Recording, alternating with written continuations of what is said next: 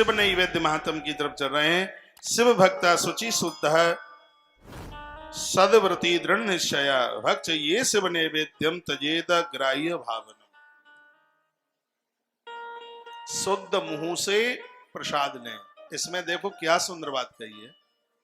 जिस समय आप भोजन करते हैं उस समय मंदिरों में जो किंचित मात्र प्रसाद मिला है और आप भोजन कर रहे हैं और आपने कहा जी दे दीजिए और आपने भसक्का मार के डाल लिया, पहले से मुंह जूठा है, जूठे मुंह से प्रसाद कभी भी मत लेना। कथाएं तो आप पढ़ते ही रहते हैं लेकिन इन कथाओं में बहुत समझदारी की बात है। इसमें जूठे मुंह से, मुंह में गुटखा लगा है, तम्बाकू लगी हुई है, तो कुल्ला कीजिए, धोइए। वैसे तो ये सब चीजें मुंह में नहीं होनी चाहिए। यहाँ तक वर्णने का भोजन भी कर रहे हैं तो पहले भोजन कर लीजिए पूरा, और भोजन करने के बाद थोड़ा पानी पी लीजिए, कुल्ला कर लीजिए और उसके बाद में प्रसाद लीजिए। वो प्रसाद कल्याण कर देगा, आनंद कर देगा। और आप जिम भी रहे हैं और वैष्णो देवी माता का प्रसाद भी भसक्का बीच में ही मार रहे हैं। प्रसाद उसको बाद में लीजिए। उसको वही बात यहां पर वर्णित की गई है। भक्षी शिव नैवेद्यम शुद्ध ही ग्राह्य भावनाम।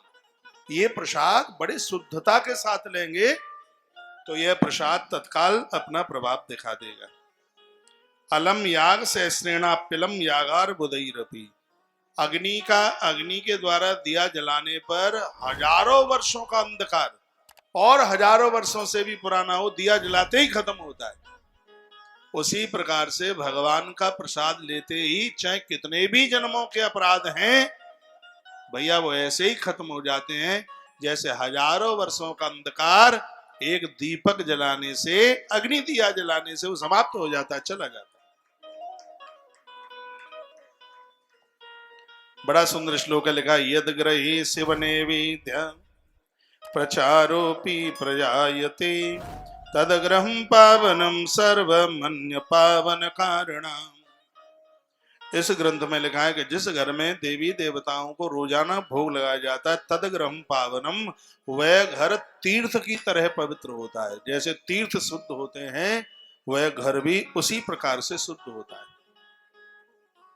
जिस घर में नित्य भगवान का भोग लगता है, रोजाना लगाओ।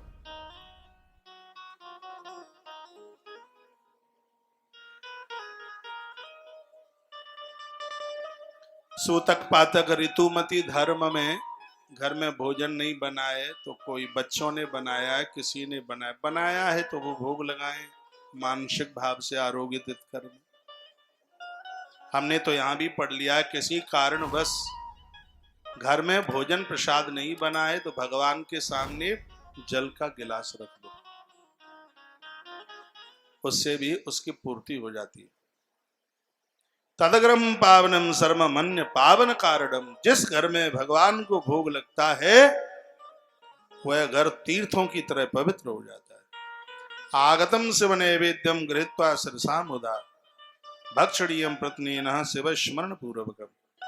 आगतम शिव नैवेद्यम, जब आगे कोई प्रसाद बांट रहा है उसको लेने के लिए जब व्यक्ति आगे अपने पांव बढ़ाता है तो उस समय उसको संपूर्ण धरती की परिक्रमा करने पर पांव बढ़ाते समय जो पुण्य मिलता है, प्रसाद को ग्रहण करने के लिए चरण आगे बढ़ाने पर वही फल प्राप्त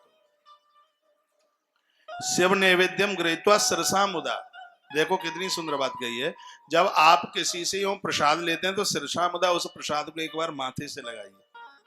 आपने देखा है कभी लोगों को ऐसे प्रसाद लेंगे, प्रसाद को ऐसे माथे से लगाते हैं, तो वो शिव पुराण में लिखा हुआ है। आगतम शिव नैवेद्यम, आपके हाथ में प्रसाद आ गया है, गृहीत्वा ग्रहण किया तो शिरसा मुदा, उसको सिर से स्पर्श कीजिए, उसको ऐसे लगाइए। प्रसाद मिला है उसको छाती से लगा लीजिए, मस्तिष्क से लगा लीजिए। भक्षणीयम प्रतिनेन शिव स्मरण पूर्वकम। इसमें वर्णन है कि जब आप प्रसाद लेते हैं तो थोड़ा सा नेत्र बंद करें और अपने इष्ट को, अपने भगवान को स्मरण करके ही उस प्रसाद को गटकिए, मुंह में डालिए।